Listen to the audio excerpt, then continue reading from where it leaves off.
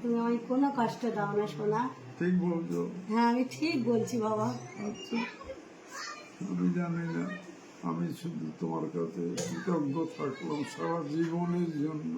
না না বাবা, তুমি আমার কাছে কৃতজ্ঞ নয় জেঠু, আমি তোমার কাছে কৃতজ্ঞ না, যে আমি এমন একটা মানুষকে পেয়েছিলাম এ জীবনে। আমার জেঠুর মতন আর কোনো জেঠু নেই।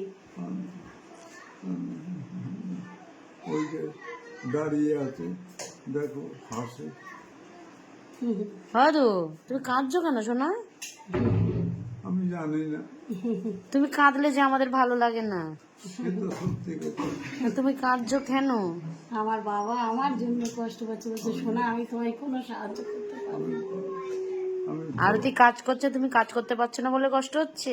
না না, তাহলে তা আমি কোনোদিন বলবো না। তাহলে কি জন্য তুমি কাঁদছো? না। আমি কেবল ভাবি যে আরতির জন্য কত কষ্ট হয়, আরতির জন্য কত কষ্ট হয়, তোমার জন্য কত কষ্ট হয়। উফ, উফ। ওদের কাজ প্রায় হয়ে এসেছে ওদের দুজনকে দেখে মনে আরে দীপন আর একে ডেকে দাও, ওদের হয়ে গেছে, ছেড়ে দাও, মনে হচ্ছে ছেড়ে দাও, বড় চলে যাবে।